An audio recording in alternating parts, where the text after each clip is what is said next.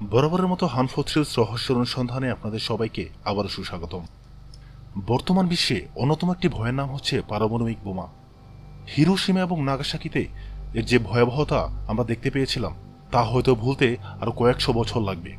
আজ আপনাদের সাথে আমরা যে ঘটনাটি শেয়ার করব সেটি ঘটেছিল 1908 সালের দিকে। তখন বিশাল এক বিস্ফোরণ ঘটেছিল যা এ যাবৎকালের বিস্ফোরণের মধ্যে সবচেয়ে বড় বিস্ফোরণ। সেটা কি আসলেই পারমাণবিক বোমা ছিল নাকি এলিয়েনের কোনো আগমনের প্রমাণ ছিল?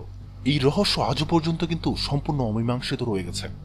1908 সালের 30শে জুন সকাল 7:17 রাশিয়ার সাইবেরিয়ার বৈকাল হ্রদের উত্তর পশ্চিমের পার্বত্য অঞ্চলে টাঙ্গুয়া নদীর কাছে একটি বিশাল বিস্ফোরণ ঘটে। রাশিয়ার সাইবেরিয়ার এই এলাকায় জনবসতি একেবারে নেই বললেই চলে।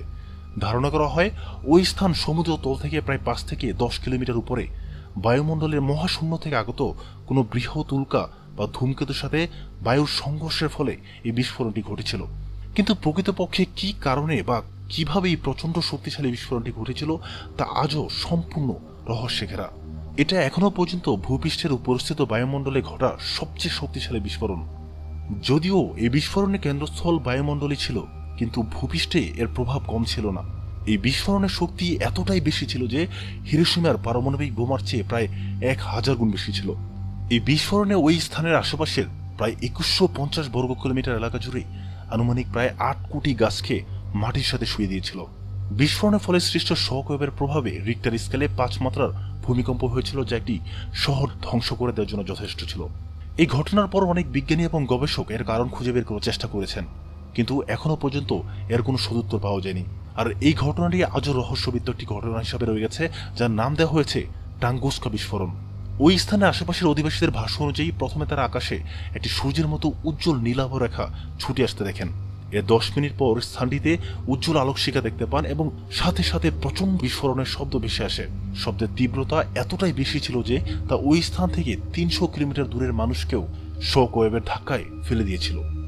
বাড়িঘরের সব জানালার কাঁচ ভেঙে চূর্ণ বিচূর্ণ হয়ে গেছিল। ঘটনাস্থল থেকে 400 মাইল দূরে কানস্কা শহরে চলন্ত ট্রেন কেঁপে উঠে থেমে গিয়েছিল। বিস্ফোরণে পুড়ে যাওয়ার পর কয়েকদিন ধরে ওই স্থানে কালো ছায়ের বৃষ্টি হয়েছিল। 10,000 কিলোমিটার দূরে লন্ডনের বায়ুমণ্ডলে চাপের তারতম্য ধরা পড়েছিল তখন।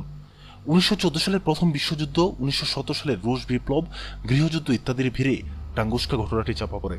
1921 সালের রাশিয়ার সেন্ট পিটার্সবার্গ মিউজিয়ামে উল্কা সংগ্রহের প্রধান কিউরেটর ভ্লাদিমির কুলিকের নেতৃত্বে প্রথম বৈজ্ঞানিক অভিযান হয় টাঙ্গুস্কায়। সাইবেরিয়ার চরম বৈরী আবহাওয়ায় তার দল ঘটনাস্থলে পৌঁছাতে পারেনি। 1927 সালে দ্বিতীয়বার অভিযানে বের হয় কুলিক। পাহাড়ের উপর দাঁড়িয়ে কুলিক দেখলেন মাইলের পর মাইল জুড়ে ধ্বংসযজ্ঞ। দৈত্যাকৃতির প্রজাপতির আকারে 800 মাইল এলাকা জুড়ে ধ্বংসপ্রাপ্ত বন জঙ্গল। আশ্চর্যের বিষয় হচ্ছে উল্কাপিণ্ডের আঘাতে সৃষ্ট কোনো গর্ত খুঁজে পেলেন না কুলিক। কেন্দ্রস্থল থেকে উল্টো দিকে উপড়ে পড়েছে পুরো যাওয়া সব গাছপালা, কিন্তু কেন্দ্রের ঠায় দাঁড়িয়ে আছে ডালপালাহীন বাকল ছেড়ে নেওয়া গাছগুলো। হিরোশিমার পারমাণবিক বিস্ফোরণের পর এই ধরনের গাছপালার খসে পড়া বাকল ছেড়ে যাওয়া লক্ষ্য করেছেন বিজ্ঞানীরা। 1938 সালে বিমান থেকে এই এলাকা জরিপ করা হয়। এরপর আরও 3 বার এই এলাকায় অভিযান চালান কুলিক, কিন্তু বিস্ফোরণের আঘাতের চিহ্নস্বরূপ কোনো গর্ত খুঁজে পাওয়া যায়নি। 10 থেকে 30 মিটার মাপের বিভিন্ন আকৃতির গর্ত পান কুলিক, কিন্তু সেগুলো আঘাতের ফলে সৃষ্ট নয়। তবে কি কোনো বুদ্ধিমান প্রাণীর কোনো কাজ এটি, যারা মহাকাশযানের নিম্নমুখী চাপে নুয়ে পড়েছিল গাছগুলো? বেশিরভাগ বিজ্ঞানীর ধারণা এটাই। প্রচন্ড শক্তির চাপে আজও সেখানে ফাঁকা মাঠের মতো রয়ে গিয়েছে। ব্যাপারটি কেউ অস্বীকারও করছেন না। এই রহস্য আজও ঠায় দাঁড়িয়ে রয়েছে। যারা রহস্য ভালোবাসেন কিন্তু আমাদের চ্যানেলটি এখনো সাবস্ক্রাইব করেননি, তাদেরকে বলছি অবশ্যই সাবস্ক্রাইব করে নিন, আর সাথে বেল আইকনটিও ক্লিক করে দিন। পরবর্তী রহস্যময় ভিডিও আপলোড করার সাথে সাথে আপনারা নোটিফিকেশন পেয়ে যাবেন।